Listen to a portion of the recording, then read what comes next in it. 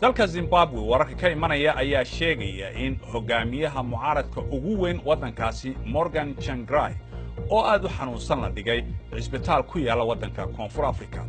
siyaasigan reer Zimbabwe oo 65 jir ah waxa uu ahaan jiray ra'iisul wasaarihii hore ee waddanka waxaana hadda laga daweynayaa cudurka kansarka ee xiidmaha ku dhaca. Mr. Tsvangirai waxa uu hogaamiyaha xisbiga isbedel doonka ee dimuqraadiyadda ee Zimbabwe xanuunkiisana waxa khilaaf uu ka dhex abuuray xisbiga oo isku haysta cidda bedelaysa ee ku hogaamin doonta doorashada soo socota.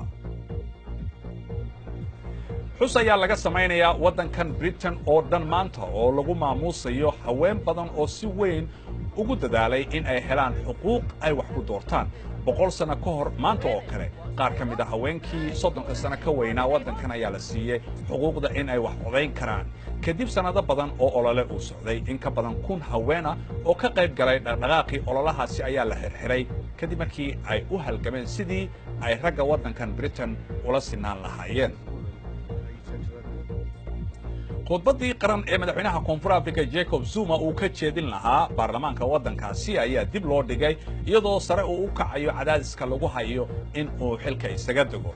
afhayeenka baarlamaanka Black Mbete ayaa ku dhawaaqday iyadoo aan sheegin xilliga khudbadda oo ahayd inuu madaxweynaha jeediyo Khamiista. xisbiga talada haya ANC ayaa ku baaqay kulan maalinta Arbacada la qabto oo go'aan looga gaarayo mustaqbalka madaxweyne Jacob Zuma. ninka Mareykanka u dhashay ee Elon Musk ayaa isku dayi doona in caawa uu xarunta cirbixiyanada ee Kennedy ee Florida ku taal uu ku daahfuro gantaalka ugu awoodda badan dunida. gantaalka oo lagu magacaabo Falcon Heavy waxaa loo diyaariyey in uu qaado wax 2 goor ka badan alaabta ay qaadi karaan gantaalada hawada sare loo diro. waxaana uu leeyahay 3 matoor oo siinaya in uu wax badan gantaalkaasi uu qaadi karo.